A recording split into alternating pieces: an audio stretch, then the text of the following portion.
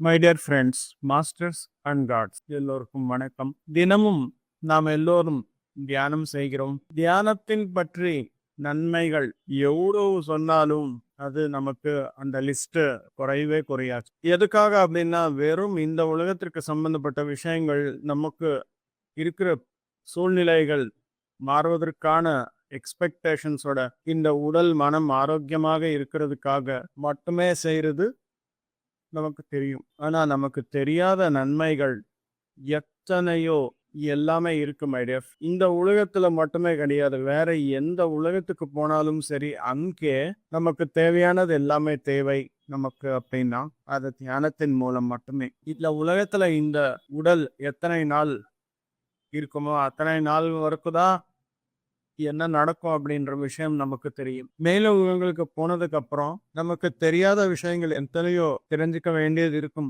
Self assessment என்பது நடக்கும்.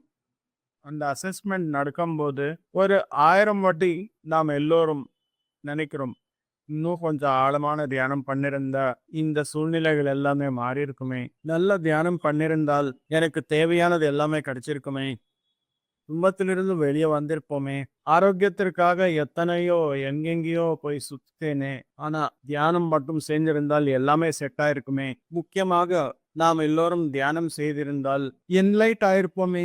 இந்த உலகத்திற்கு வந்ததுக்கு அப்புறம் அந்த உலகத்துல, அதாவது பூ உலகத்தின் மீது நான் இருக்கும்போது என்லைட்டன்மெண்ட் அடைந்திருந்தால் இங்கே எனக்கு ஒரு தெளிவு என்பது கிடைச்சிருக்குமே அப்படின்ற விஷயங்கள் எல்லாமே நம்ம நினைக்கிறோம். அதற்காக நேரம் என்பது மிக்க கம்மியாக இருக்கு. இந்த உலகத்துல ஒவ்வொரு நொடியும் வீணாக்காமல் சரியான முறையில நம்ம நேரத்தை பயன்படுத்தால் நமக்கு என்லைட்டன்மெண்ட் கிடைக்கும், நிர்வாணம் அடைய முடியும், எல்லாருடைய நண்பனாக இருக்க முடியும். சரியான முறை என்பது என்ன அப்படின்னு சொல்லி இந்த உலகத்திற்கு நாம வாழ்க்கையை காமிக்கலாம். இந்த உலகத்துல கற்றுக்க வேண்டியது நிறைய இருக்கு.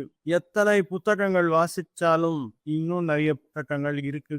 தியானத்துக்கு சம்பந்த புத்தகங்கள், பத்ரிஜி எழுதிய புத்தகங்கள், ஓஷோ எழுதிய புத்தகங்கள், ரமண மகர்ஷி எழுதிய புத்தகங்கள், ராமாயணம், மகாபாரதம், பகவத்கீதா, பைபிள், குரான், தம்மபதம், 4 வேதங்கள், உபனிஷத்துக்கள், நம்முடைய மைண்டுக்கு சம்பந்தப்பட்ட புத்தகங்கள், quantum physics, quantum energy, quantum ஃபீல்டுக்கு சம்பந்தப்பட்ட புத்தகங்கள், இந்த மாதிரி சொன்னா ஆயிரக்கணக்கான புத்தகங்கள் கிடையாது, லட்சக்கணக்கான புத்தகங்கள் நம்ம கையிலேயே இருக்கும். This is the world of internet.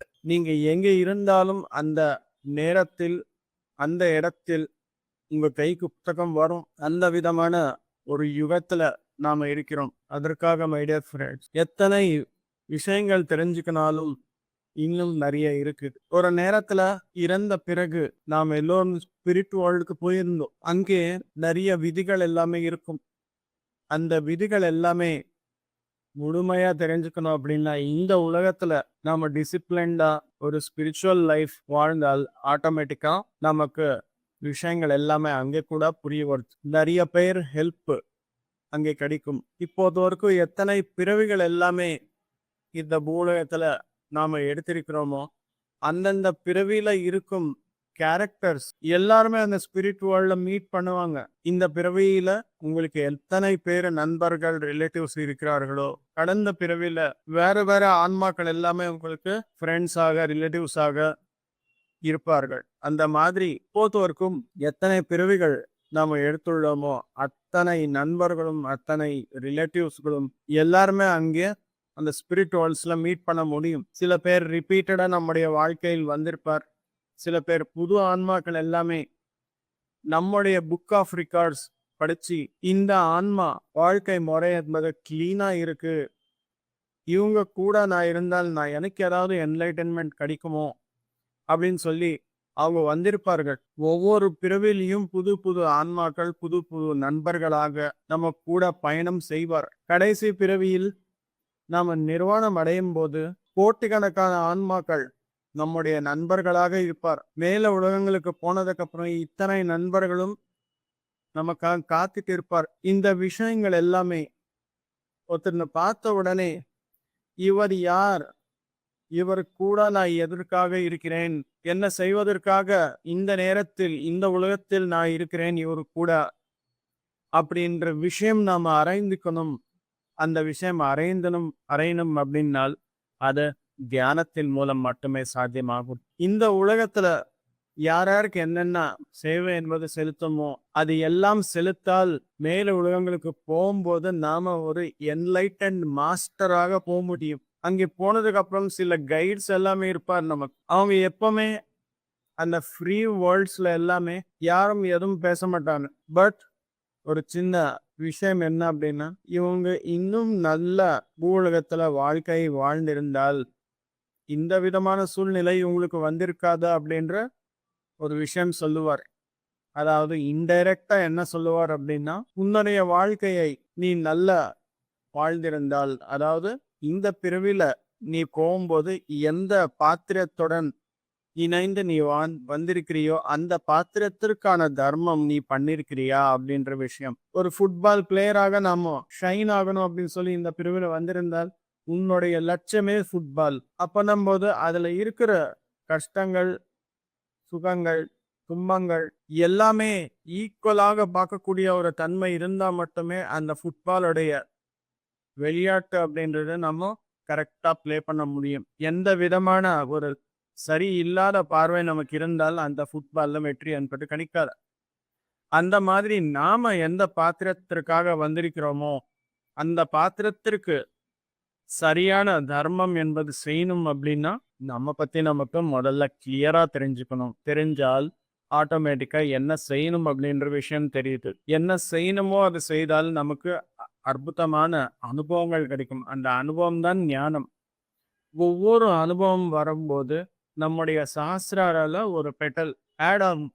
எத்தனை பெட்டல்ஸ் உங்ககிட்ட இருக்குமோ அத்தனை அவ்வளோ அதிகமான என்லைட்டன்மெண்ட் என்பது உங்களுக்கு வந்திருக்கு அப்படின்னு சொல்லி அர்த்தம். இங்கிருந்து கிளம்பும் போது நான் ஒரு என்லைட்டன் மாஸ்டர் அப்படின்னு சொல்லி ஒரு புன்னகையுடன் நாம கிளம்பணும். அந்த புன்னகை எப்போ வருது? தினமும் தியானம் பண்ணி நம்ம பத்தி நமக்கு விஷயங்கள் எல்லாமே தெரியணும். என்ன செய்யணுமோ அன்னைக்கு என்ன செய்யணுமோ அது எல்லாமே பண்ணா மட்டுமே அன்னைக்கு தூங்கும்போது புன்னகையுடன் தூங்குறோம். நம் இல்லைன்னா வெறுப்புடன் தூங்குறோம். இன்னும் செய்ய வேண்டியது நிறைய இருக்கு, நான் பண்ணல. we are regretting ourselves. அந்த ரிக்ரெட் அப்படின்றது ஸ்பிரிச்சுவல்ல இருக்கு அப்படின்னா நம்ம கிட்ட யாரும் வரமாட்டாங்க masters. they will consider as a useless master. எல்லாரும் மாஸ்டர்ஸ் தான். பட் நீங்க யூஸ்ஃபுல் மாஸ்டரா யூஸ்லெஸ் மாஸ்டரா அப்படின்றது நம்ம கையிலேயே இருக்கு. இந்த யூஸ்லெஸ் டு யூஸ்ஃபுல் அப்படின்றது நம்ம வாழ்க்கை மாறணும் அப்படின்னா அதற்கு தினமும் தியானம் என்பது பண்ணணும். இதற்காக மை டியர் ஃப்ரெண்ட் நாம் எல்லோரும் தியானம் பண்றோம். மற்ற இந்த உலகத்துல எல்லாருக்குமே தியானம் என்பது சொல்லி கொடுக்கிறோம். எனர்ஜி என்பது எல்லாருக்குமே இருந்தால் அவங்க எல்லாமே ஆன்ம ஞானம் என்பது பெற முடியும். அதற்காக நாம் எல்லோரும் இணைந்து எங்கெங்க எல்லாமே தேவையோ அங்கங்க எல்லாமே தியான யக்னங்கள் எல்லாமே ஆர்கனைஸ் பண்றோம். அந்த தியான யக்னத்துல நிறைய பேருக்கு வாக்கிங்ஸ் ஆகும். நிறைய பேருக்கு அவங்களுடைய சோர்ஸ்க்கு கனெக்ட் ஆகி அவங்க என்ன செய்யணும் அப்படின்ற ஒரு பர்பஸ் என்பது தெளிவா தெரிய வருது. இந்த மாதிரி விஷயங்கள் எல்லாமே அறிந்துக்கணும் அப்படின்னா எங்கெங்க எல்லாமே ஞான யக்னங்கள் எல்லாமே நடக்குமோ அங்கங்க எல்லாமே போய் நாம் எல்லோரும் கலந்துக்கணும். அப்பதான் தியானத்துடைய அருமை நமக்கு தெரியும். தியானத்துடைய உதவியின் மூலம் நாம ஒரு அற்புதமான மனிதன் ஆக வாழ்க்கையை வாழ முடியும். ஒரு கடவுளாக வந்த நாம மனிதனுடைய அனுபவங்களுடன் இந்த உலகத்திலிருந்து போகும்போது ஒரு புன்னகையுடன் நாம் எல்லோரும் போம். அதுதான் இந்த வாழ்க்கையோட நோக்கம். மை டியர் ஃப்ரெண்ட்ஸ், தினமும் தியானம் பண்ணுவோம், புத்தகங்களை வாசிப்போம், சத்சங்கம் செய்வோம், தியான யக்னங்களில் கலந்துக்கிறோம். நமக்கு முடிஞ்ச அளவுக்கு சேவை என்பது செலுத்துவோம். நன்றி மாஸ்டர்ஸ். எல்லோருக்கும் வணக்கம். நன்றி.